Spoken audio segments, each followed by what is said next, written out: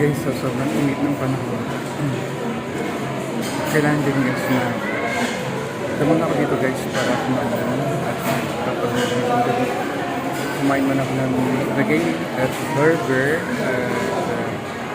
kasi ang init guys sa labas kaya kailangan ko na guys na ano guys, palamig mo na sandali.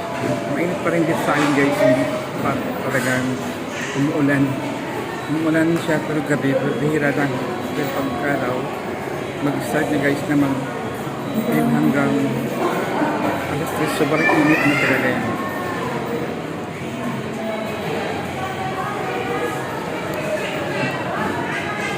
Kaya kailangan guys na magpalamig muna at kumain.